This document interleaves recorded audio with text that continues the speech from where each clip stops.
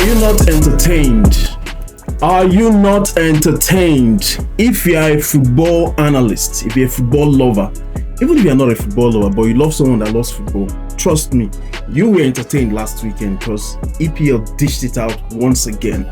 Super hot, super exciting, and of course, at the edge of your seat kind of entertainment. Let's dive right into it. My name remains James. With me in the studio is Taitanwa. My name is Taitanwa. Correct.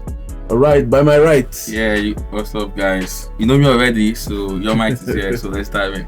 Yes, so we are discussing 4 exciting matches that happened over the weekend. So we start with Manchester City against Leeds United. You know, you guys will bear me witness on this show. I've said it, right from the start of the season that Manchester City, for me, is actually the number one when it comes to the favorite clubs to win this season.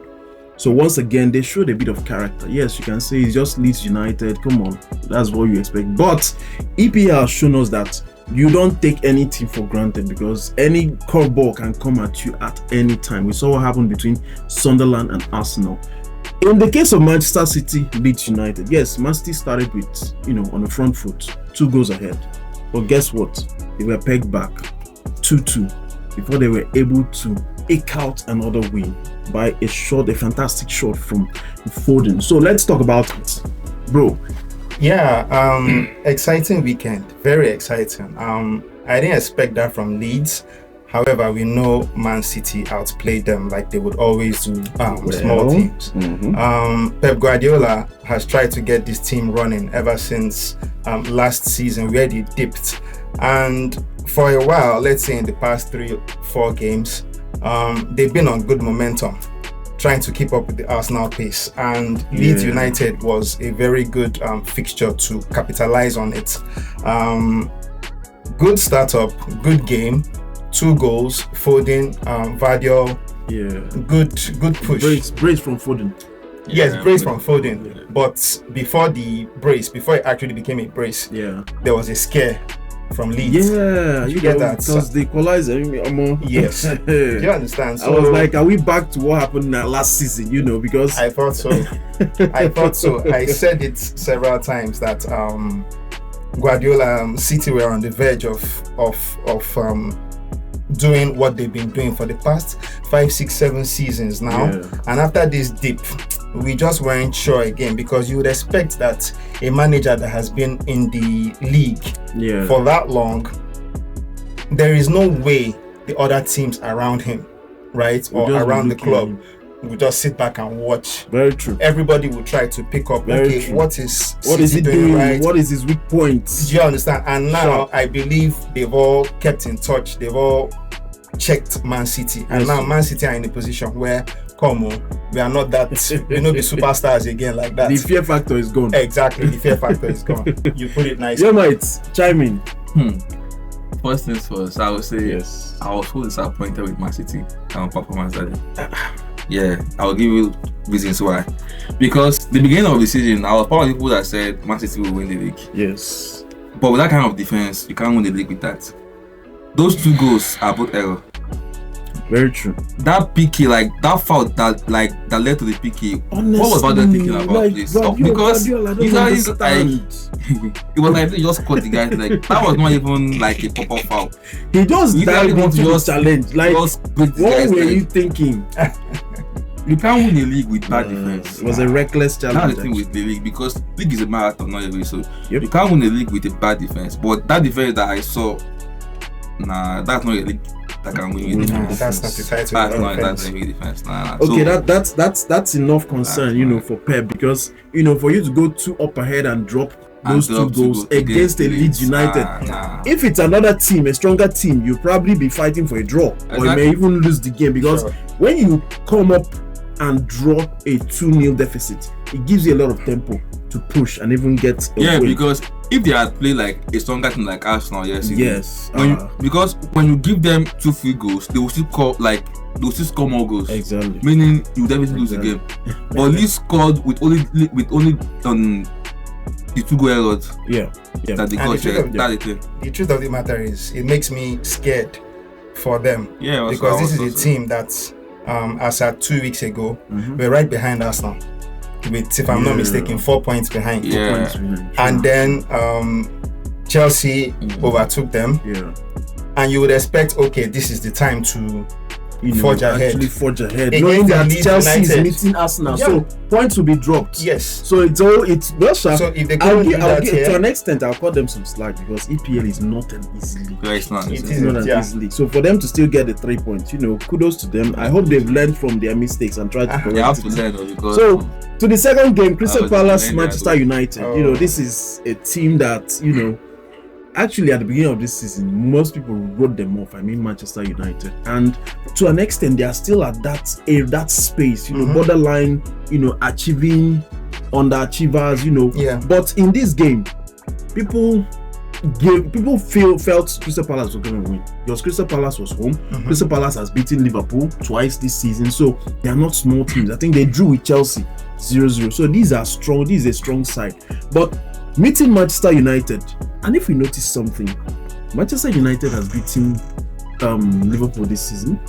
yes. They've beaten Chelsea this season.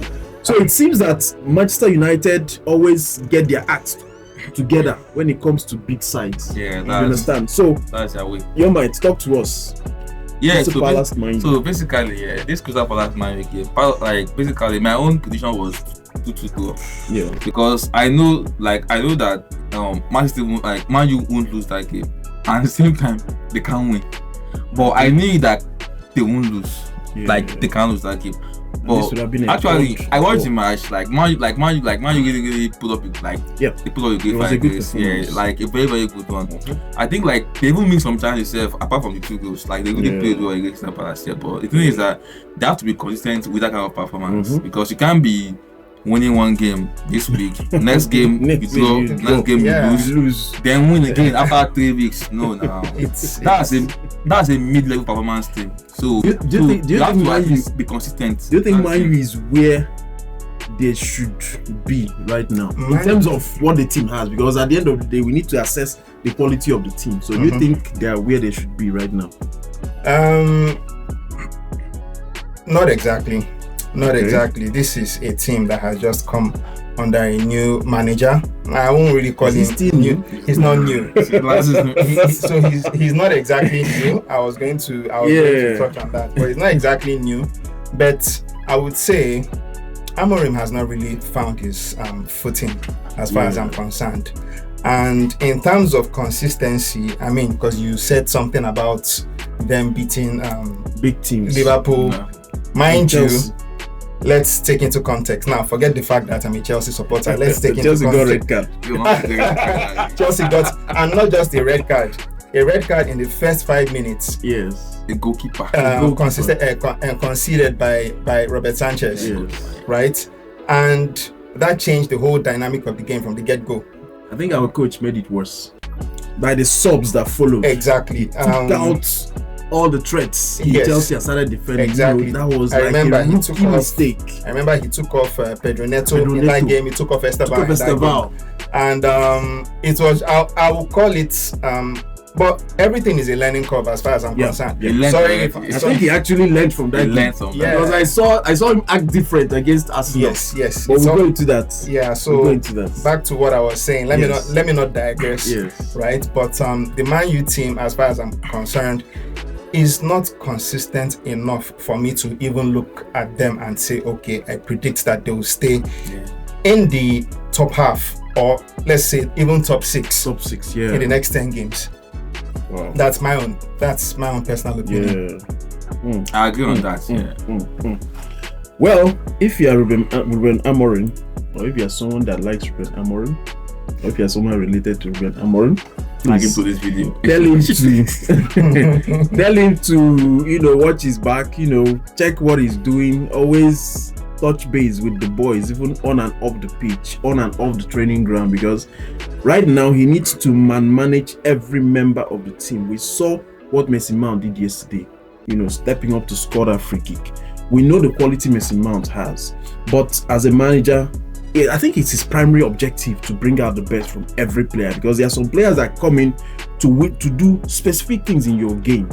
There There are some goalkeepers that come in as the second keeper to stop penalties. There are some players that come in as maybe 5 minutes to the end of the match to slow down the pace of the opponent so that they'll win the game. You know, so these things are what Ruben Amorim should identify in all the players and know how to use them to the max. So the third game, West Ham Liverpool.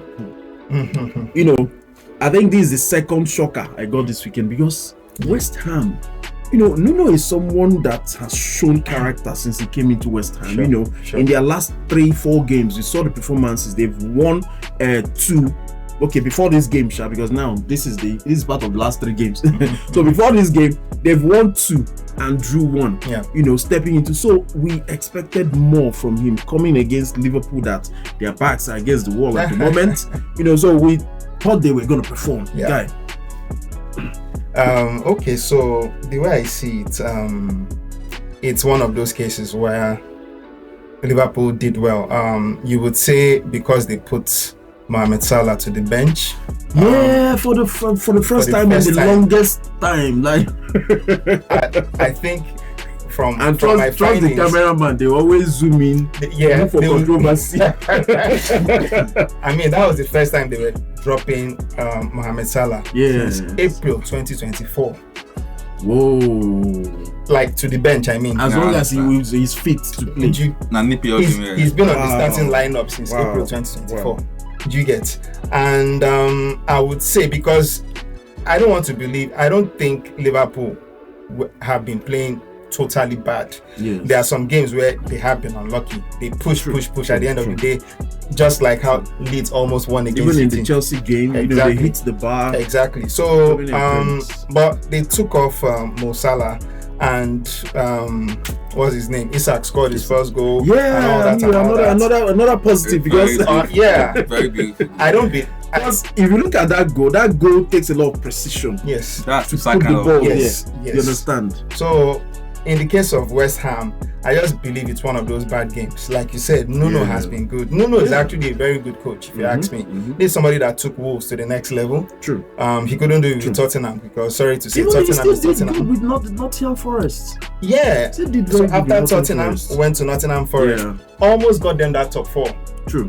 And I would say they just couldn't handle the pressure last season. At the end of the season. Yes, and before you know it, there's that fallout with Nuno. But I would just say they just had one of those bad games. I see them doing well under this Nuno era. Well, maybe not well, but mid-table level. Mid-table, at least stay above the 8th position. I see them like that. Very true. What do you think? Yeah, for me, first of all, Isak has scored. He has started paying earning his income. 150 million. He has started earning his income. First of all, mentioning Salah, I won't say that's what they needed, but at that moment it was very, very needed. You have to at least bench Salah, at least like try new things, because check last season, when you remove Salah goals and assists from Liverpool, they won't be in the top 4. Of course. So also, I think it's like 34 right now or 33, so it's getting old. You have to start planning of life after Salah. True. That's what Liverpool needs right now. I won't say bench him completely like freeze him out, but you have to start planning for life after Salah, because 34 for that man is like he's past his peak already. Past his prime. Definitely. So you have to also plan for that also. So, but I believe that bench was needed. Like it was bench, and the fact that matches are coming back to back right now. Tomorrow is another set of Premier League matches. So a lot of them are. Yeah, I feel like that bench was needed, but I still don't believe that's what will make Liverpool progress. Benching him totally. No. What do you think will make them progress? Because look at their booster, look at the team. They play with just one winger that day. They use I think they use like a 4-4-2 dynamic formation. Then they play with Gakpo and Isak only. Then they had Szoboszlai and Florian Wirtz behind them. So they can't continue with that kind of 4-4-2 every game. But at least bench Salah. It's not a good anymore. Part of the qualities a good coach should have is being able to change things. Because I remember the season Antonio Conte was in Chelsea. When he came in, he was like, let me play to the strength of my team. 4-3-3. until Arsenal caught us took a and loss again. beat us. I think it was 3-0. 3-0, yeah. Beat us blue black. Bash. And it He was had like, to go back let me to go what to- he knows. let me go to why I know best. That was how he won the league. He was lucky he took that decision early in the season, Early. because if it was maybe January, February, it would have been late. He was able to win the league, and Chelsea Conte, went. like- I think Chelsea played like 20 games on a bounce Yeah. without losing. Yeah. You know, 13 straight I do wins. think yeah. we really don't know what to expect from Slot. Yeah. Last season, if you ask me, this is personal opinion, last season he was riding on the template of Jurgen Yeah, Klopp. you can club. And now this season, This is having gotten new Klopp players, having restructured his team, we are Haven't yet, been under so much pressure, and Exactly. you know, we are yet if the rumors are here, serves me right. They said he's supposed to get 6 points from the next 2 games. He Yeah. has gotten 3 already. So the next Yeah. game he has to win. That's a lot of let's- pressure. Like you said, it's a rumor. I don't know if Yeah. that's it for a fact, but it's a lot of Allegedly. pressure. Allegedly. And Allegedly. unlike Antonio Conte, right? Unlike Yes. Antonio Conte, who we all knew as a top coach before he became Chelsea. Yeah, I'm Chelsea sorry, and we can't say that for Slot. No. Conte is just stubborn. The man is Do you understand? We can't say that for Slot, so we don't Because know he what to actually won expect. Serie A before coming to Chelsea. And Yes. He still won Yes. Serie A. But we don't know what to expect from Slot. Uh-huh. So Conte is- it's early days to Conte is decide. But the man is just stubborn. I have issue with board. On- Nah, I have issue with board. Napoli same thing. Inter same thing. Are you the only man? Yes, now. It is well. Conte and board like this are this. Inter and board. It's amazing how he gets along with Lukaku. I don't know how that is. Yeah. These are two highly controversial people. But yeah. anyway, all that aside. That's the quality you need to have as a manager. Yeah. Anyway, you should be able to manage your team. There are some players that will tell you, okay, I remember when Hazard was in Chelsea, that guy was missing training sessions. But he walks into the game and becomes the man of the match. You know, so as a just manager, pass me the ball. Pass me yes, the ball. as a manager, if you have that understanding on how to manage every individual of your Yeah. team, it puts you ahead of the rest. Actually, I guess that overload now killed the Madrid. So we don't know about that. Madrid should battle that one. So we move on to the match of the weekend, the game between Chelsea and Arsenal.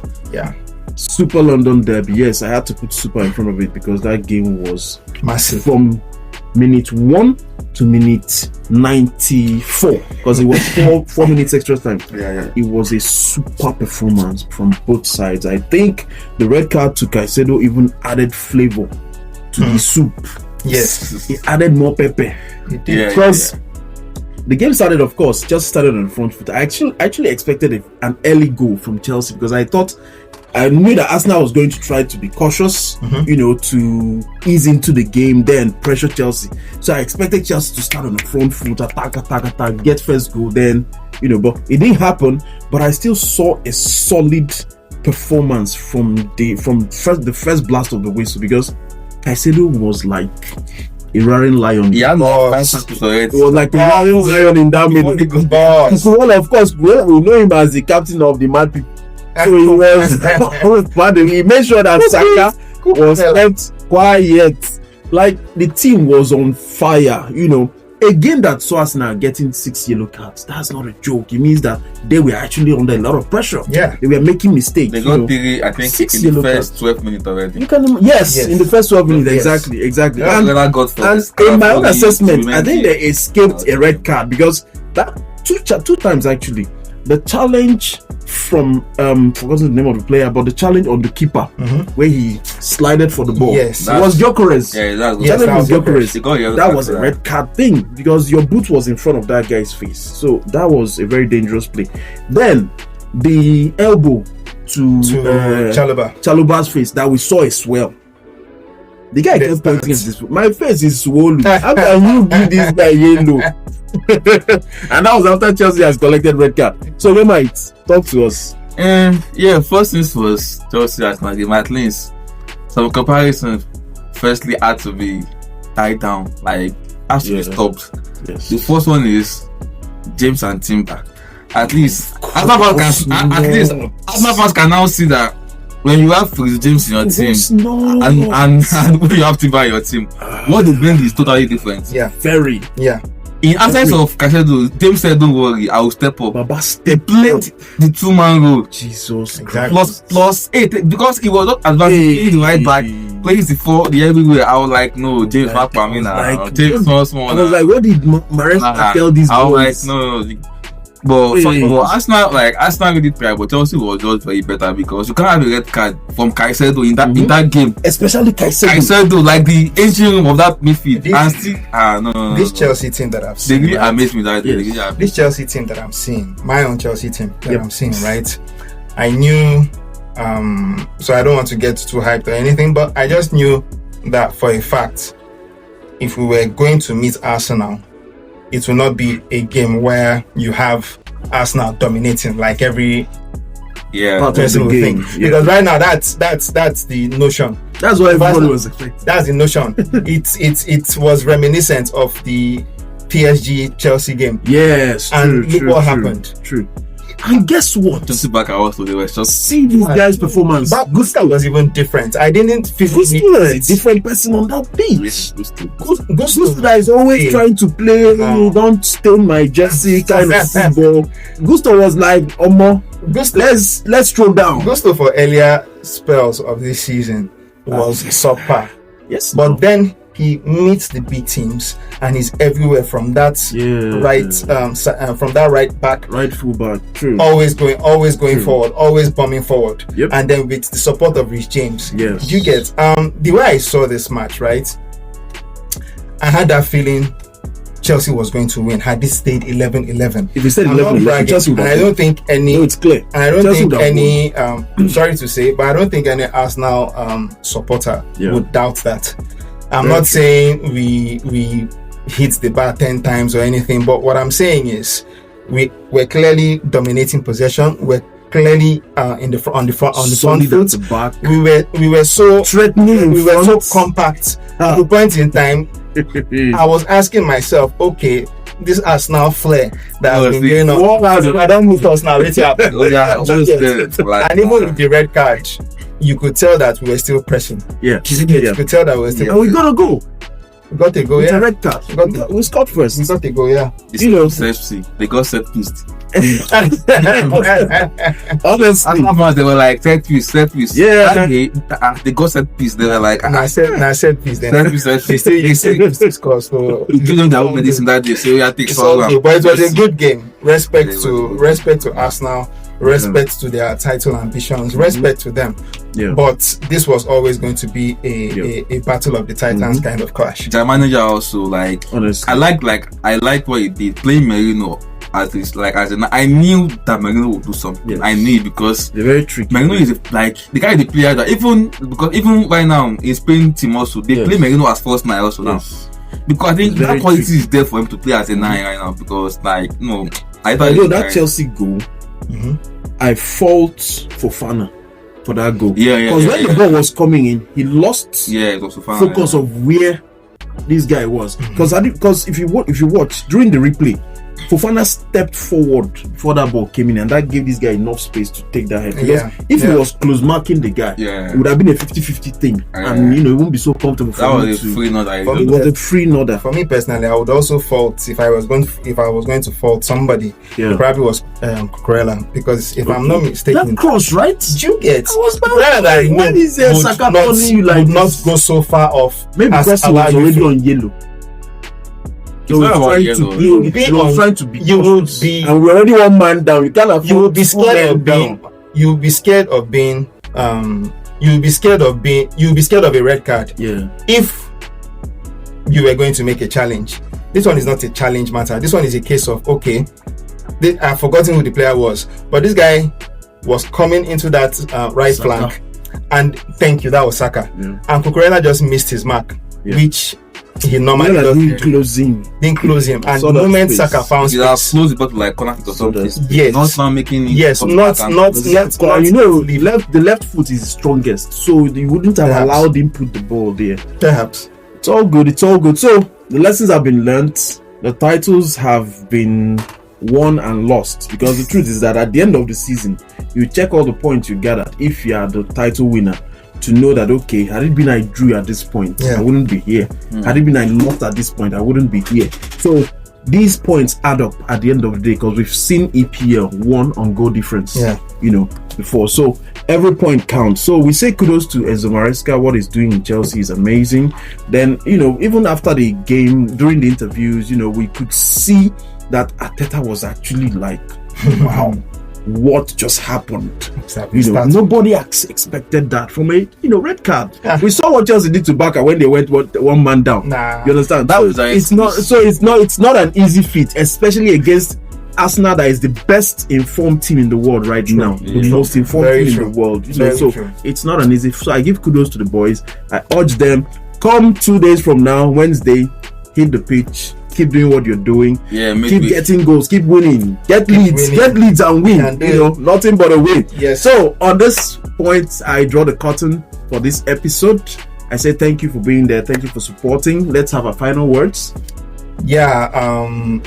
Once again, interesting week.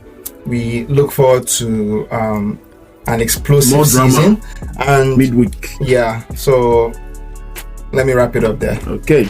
All right, guys. Thank you guys for watching us. So let's see what the midweek brings to us. Yes, so keep watching, keep subscribing, keep supporting. Thank you, guys.